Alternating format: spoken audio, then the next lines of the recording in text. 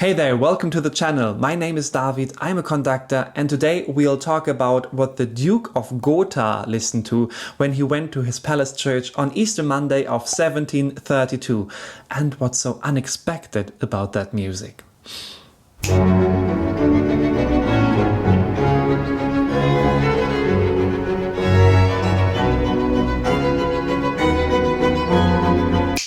Well, this does not sound like anything you'd expect on a festive day like Easter Monday, does it? What would you expect? Where are we and what is happening?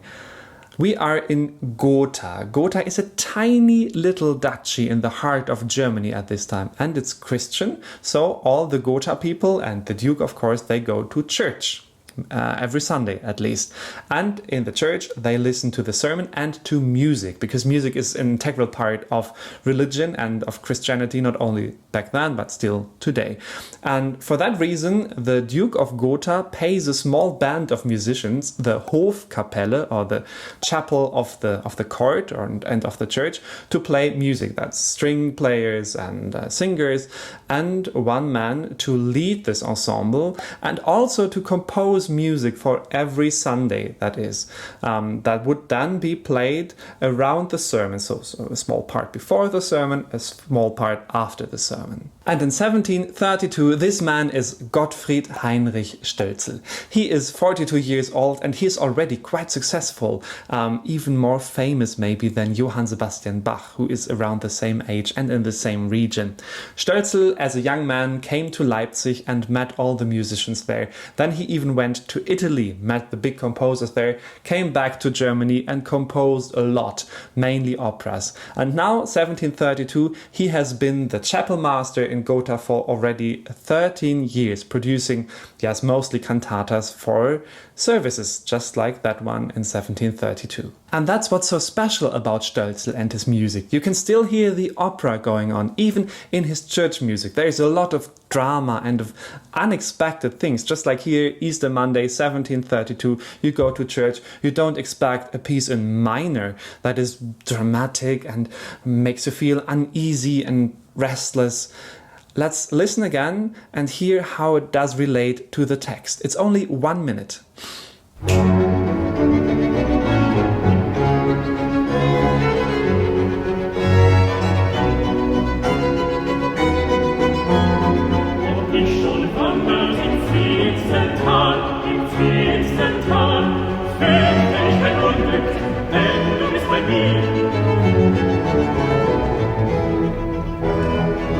Ich schon wandert im finstern Tal, fürchte ich ein Unglück, denn wo ist mein Heer?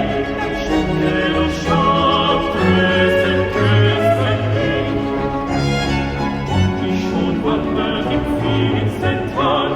finstern Tal, fürchte ich ein Unglück, denn du bist bei mir.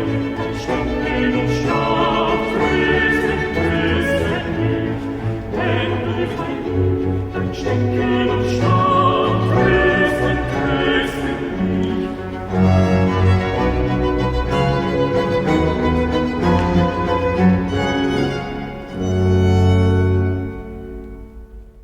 And that's the next exciting thing about Stölzel. His music is just very short, very precise and on point.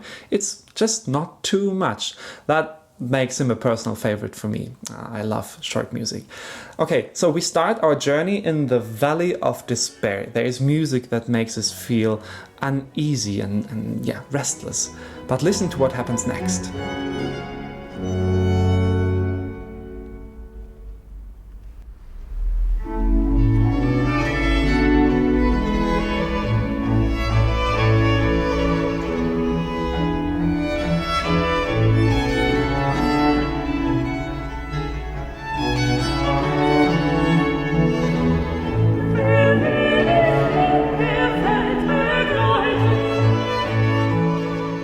It's just lovely music now. It's so sweet and elegant and transparent. It's a big contrast, and that's what again is so important about Stölzel. He writes in a very modern style at this time, a very touching simplicity.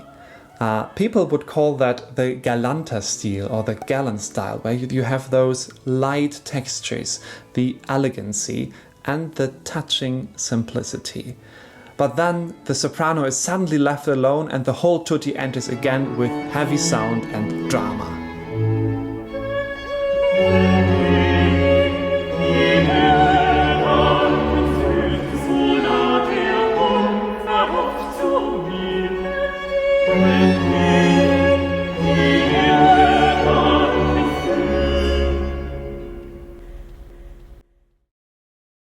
Silence. Just nothing. A Generalpause. In the middle of a phrase, everything stops. And all the people listen and say, well, what comes now? What comes next?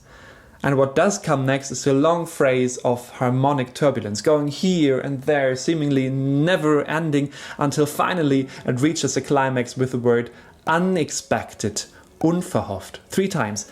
Unverhofft, unverhofft, unverhofft.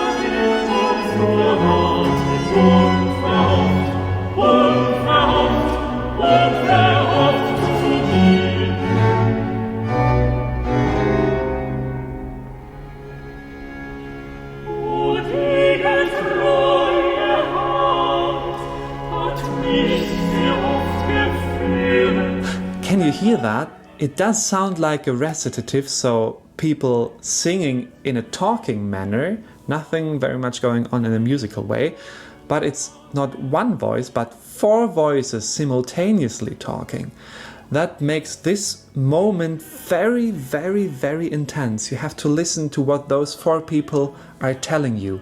I have not found anything like that anywhere else. This is very Stölzel. And then we arrive at the final chorale that brings the first arc of music to an end before the sermon starts. But this chorale is in minor and it also ends in minor. Listen to that.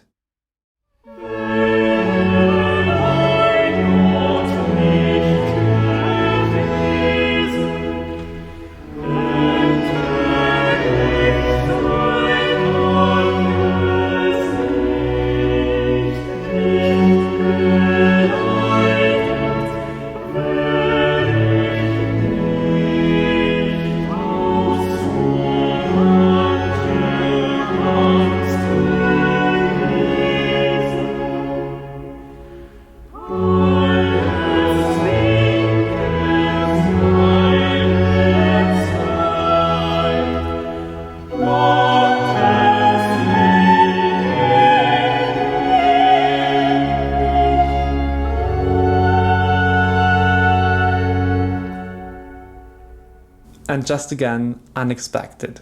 Now we have only 6 minutes of music, but with a clear dramaturgy. We have no clear boundaries between the parts, so between the chorus and then the duet and then the tutti and the recitative, but we have one long arc going to this final chorus. It's very good. It's just very good music. Now, the sermon comes, and then after that, the second part of this cantata, which again hosts a multitude of unexpected things, but I won't explain them, so you can discover them yourself. So, if you're now eager to listen to the whole piece, here is a live recording that we did with our ensemble. I think we might even be the first ones to perform this music in more than 200 years. And if you're interested in early music in general, here is the video about the basics you need to know. Feel free to hit the subscribe button and I'll see you in the next one. Ciao, ciao!